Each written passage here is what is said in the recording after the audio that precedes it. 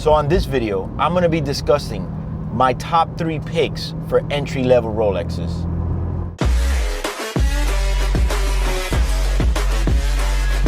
So when it comes to entry-level Rolexes, the thing for me is that yes, there's some that you can pick up for $1,200 or whatnot, $2,000.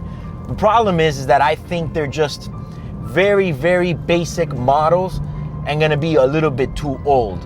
So I had a bit of a challenge because I wanted to pick something where one, it's somewhat modern, and two, has more longevity. You know, something that you can buy and have it for a while and either upgrade or maybe even keep it as your first Rolex forever. Look, there's some watches out there that are really small case, really old. You could put a leather strap, and yeah, they fall into the vintage range, but I don't know. These are my top 3 picks of what I think are some good starter entry-level Rolexes. So the first ones I'm gonna go over are more in the affordable range. These are the ones that I think are in the lower range of the entry levels that I think you should start with. And that's gonna be the Datejust 36. The Datejust 36 is a great watch and very affordable. It's a men's model, 36 millimeter. Now, I'm talking about a little bit more of the older versions, not the new style, because the new styles is gonna put you more into a higher bracket where you can get something else. Some examples are gonna be the 16030 or the 16220. These are older model, both in Oyster and Jubilee. They have a sapphire crystal, which is nicer than the plastic glass. Nothing wrong with those two. If you can get a really nice crispy one of those as well, I recommend that also. But hey, those are timeless watches. They're classics. You could do anything with that watch. You could put it on a NATO strap. You could put it on a leather or suede strap. You can leave it on the factory band, of course. But that's a great watch that doesn't break the bank, and you can have a lot of long-term use out of that. I mean, I don't care who you are. A nice late 80s, late 70s, anywhere in that range, 36 millimeter, Datejust Jubilee, it's a cool watch. It's classic, can't go wrong. As long as it's in good condition, I don't see why not, and I think it's a great choice for someone that wants to get in the game and wants something that can be long-term and can trade it in later. So in the mid-range, this is a particular watch that recently has seen an increase in prices, and it's gonna be the Explorer 2.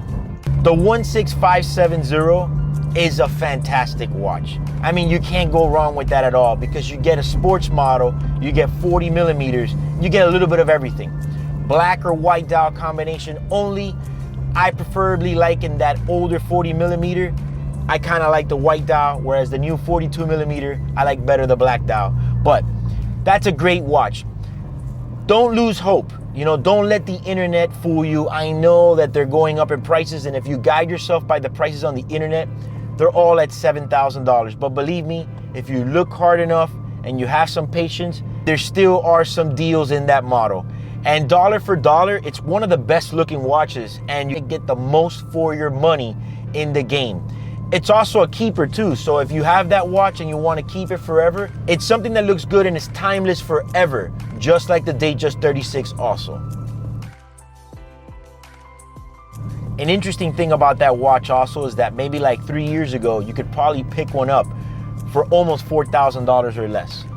Now this is the thing, if you're gonna be spending $2,500 on a watch, and I get it, you wanna get into the game, you know, you're like, Eric, you know, I'm in the working class, I've been saving my money. It's like, look, if you just save a little bit more, you can get yourself into the bracket where you can get a little bit of a nicer watch, and in the long term, it's gonna make sense. Because when you go to trade it in to maybe upgrade, that's when you're gonna really need that more desirable model. So my final pick for entry Rolexes is gonna be a bit more on the upper price range. Now, the Milgauss. The Milgauss is a watch that kind of has it all right? Now, we're not talking about the blue dial with the green glass or the black with the green, because those are gonna cost a premium. They're gonna be in the $7,000 range. But if you look at the simple black dial or the white dial with the regular glass, you could pick one up in a pretty good price range. I mean, probably under $6,000. You gotta search for them, guys. Don't go on the internet and just see or believe whatever you see on Chrono24 or eBay. You gotta do your diligence. You gotta go out there and look for them. There are pre-owned deals out there.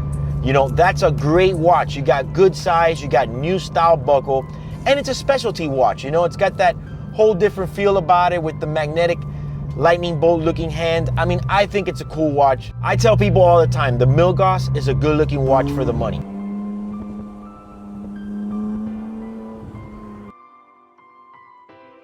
So I think dollar for dollar, when you get to the upper end of the entry-level Rolexes, I think the Milgauss is the best choice. It has a little bit of everything. It's modern, it's got the new clasp, bigger case, and of course it's like a specialty watch, so it's something different. I kind of like that watch a lot. I mean, I've never owned one before. I don't know why, because I should have one in my collection. My personal favorite one is the black with the green dial. I'm not too crazy about the blue dial one. But the whiter black with the standard glass was a great choice for somebody trying to get into the game. And most importantly is you're gonna have the value when you go to trade in. So later on you can maybe trade up to a sub or save it as a keeper.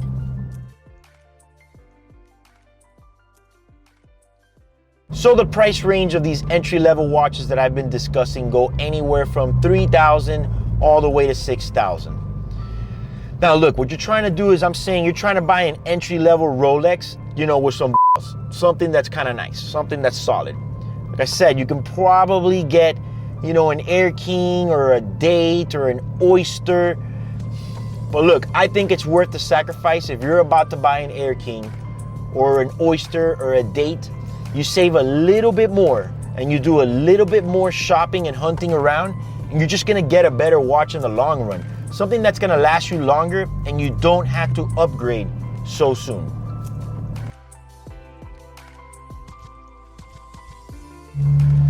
So I get a lot of requests from guys, emails and phone calls from, you know, subscribers, and they're saying that, you know, maybe I should do some more videos that, you know, give some more advice to more like the working class, or maybe, you know, they say, hey Eric, I can't buy a Richard Mille, so what do you recommend? But you know, believe it or not, these 3 watches that I'm recommending are stuff that I recommend all the time when people come in to buy their first watch. And, you know, they say, hey, Eric, you know, I kind of want a Submariner, but I can't spend $9,000 right now. And pretty much all Submariners are kind of expensive right now. So these are other alternatives. And, you know, usually the Milgauss, the Explorer 2, and the Datejust 36 older model are my go-tos to recommend somebody to get a solid watch and put them in the watch game. So feel free to comment below how you feel about these 3 choices that I said for entry-level Rolexes. And don't forget to hit the notifications bell till it looks like this. And if you like this video, please like and share. Also, subscribe to my channel. This is Eric. Watch your style.